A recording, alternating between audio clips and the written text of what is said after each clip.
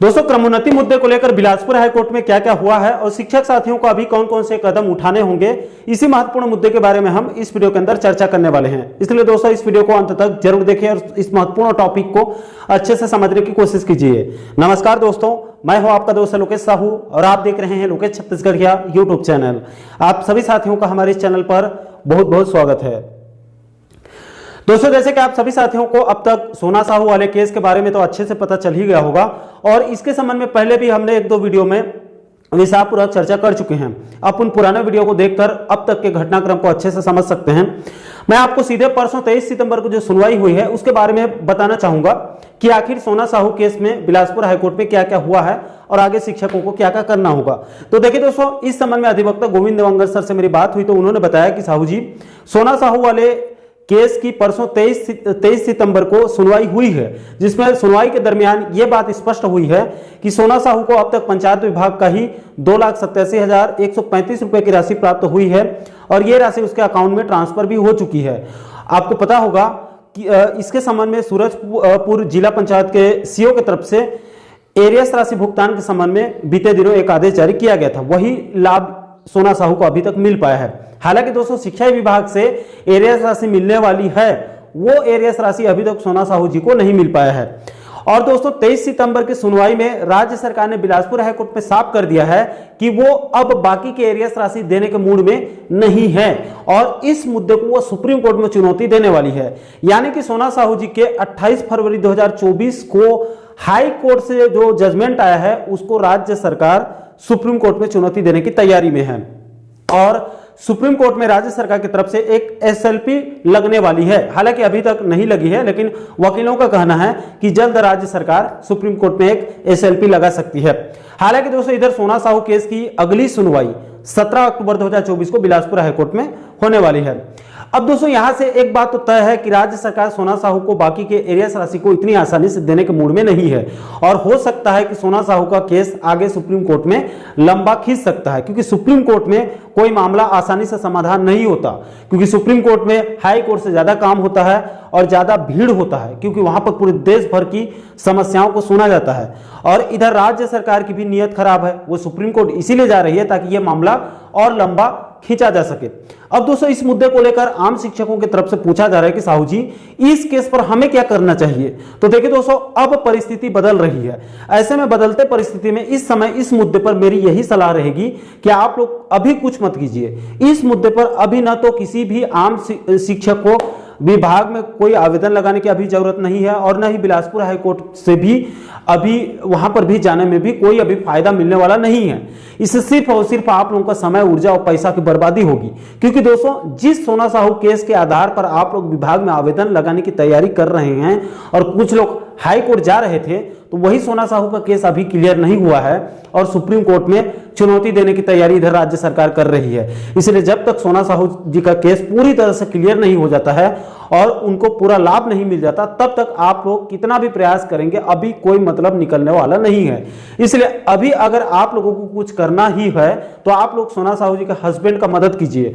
उनको जो भी आर्थिक सहयोग आप लोग दे सकते हैं उनका सहयोग कीजिए, क्योंकि उनको अभी पैसों की सख्त जरूरत पड़ सकती है। राज्य सरकार के खिलाफ सुप्रीम कोर्ट में केस लड़ना कोई आसान काम नहीं है। इसलिए आप लोग सोना साहू और उनके हस्बैंड का मदद कीजिए और इस मुद्दे पर अभी चुपचाप नजर बना के रखें और वेट एंड वॉच कीजिए। आगे जैसे ही सोना साहू जी का केस पूरी तरह से क्लियर होगा तो उसके बाद आप लोगों के लिए भी रास्ता साफ हो सकता है। लेकिन अभी फिलहाल वर्तमान में अभी आप लोग चुपचाप इस मुद्दे पर नजर बना के रखिए, वही आप लोगों के लिए बेहतर हो सकता है।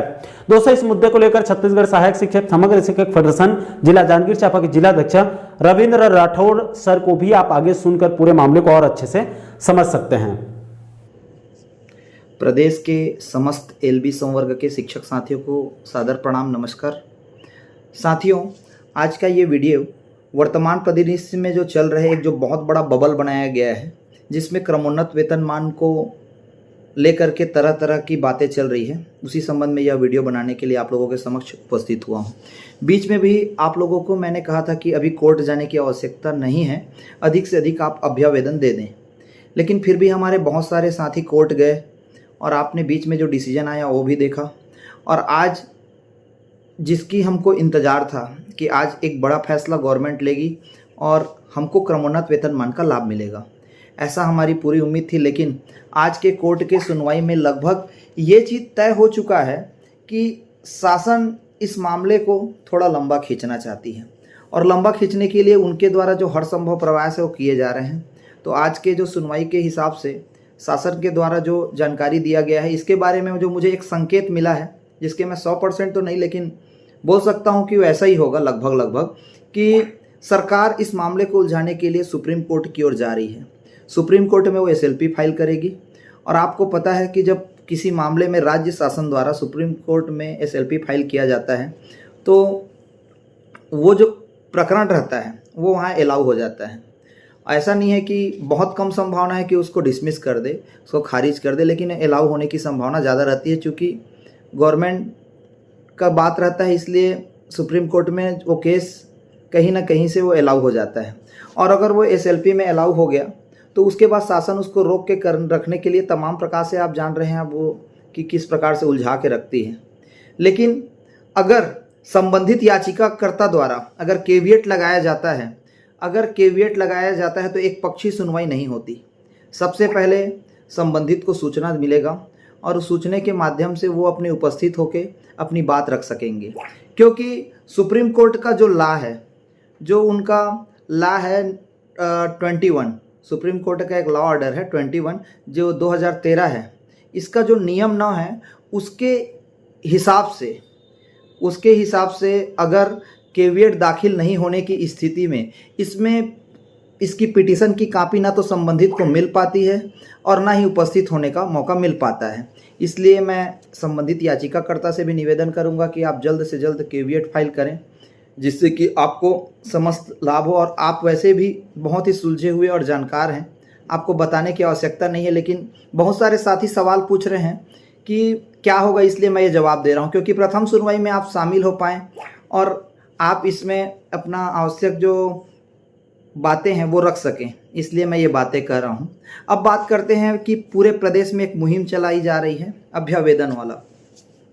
मैं किसी को अभ्यावेदन जमा करो ना करो इसके बारे में मना नहीं कर रहा हूँ, लेकिन आप खुद स्वयं सोच के देखिए, थोड़ा सा दिमाग लगाइए कि जो मामला सरकार ने अभी उलझा के रखा है और सुप्रीम कोर्ट की ओर ले जा रही है, और आज हम अभ्यावेदन दे भी देते हैं और संबंधित अधिकारी द्वारा उस अभ्यावेदन के आधार पर मार्गदर्शन मांगा जाएगा, तो उसका जवाब क्या आएगा? यही आएगा ना कि चूंकि मामला सुप्रीम कोर्ट में, अब उनका जो भी WPS या जो भी नंबर रहेगा उस नंबर का हवाला देते हुए अभी चूंकि मामला पेंडिंग में है, इसलिए हम इसमें निष्कर्ष में नहीं पहुंच सकते, तो उस अभ्यावेदन का कोई मतलब ही नहीं हुआ।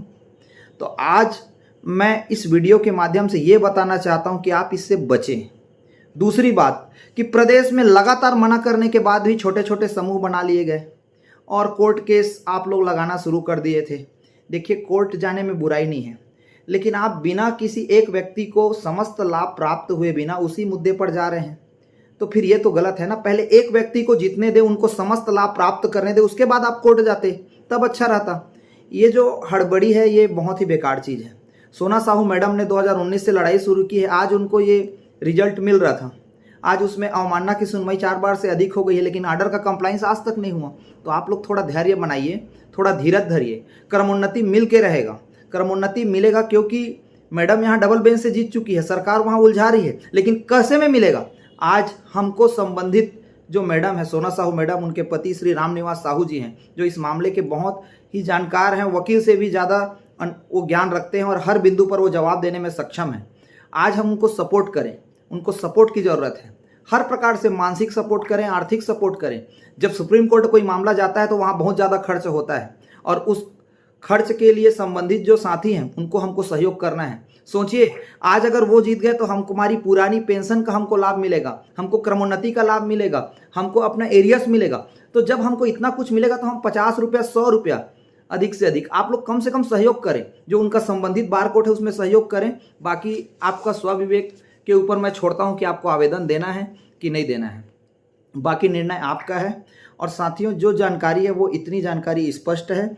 अब इसके बाद भी अगर आप लोग अभी भी हड़बड़ी में, बहकावे में आकर या विभिन्न ग्रुप में, व्हाट्सअप जो मीडिया एक बबल चलता है उसके माध्यम से अगर जाके अपना पैसा फंसाएंगे और कोर्ट में बर्बाद करेंगे, तो ये आपके लिए केवल एक कागज़ रहेगा जो वहाँ का जजमेंट रहेगा, उसको पकड़ के आप घूमते रहेंगे, आपको कुछ नहीं मिलने वाला।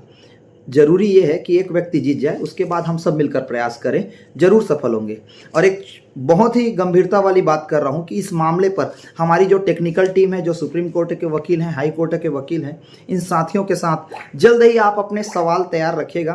पूरे प्रदेश में एक बड़ी बैठक टेलीग्राम ग्रुप में होगी और इसके जितना भी आपका तकनीकी पहलू है उन सब में चर्चा की जाएगी। तब तक धन्यवाद, नमस्कार।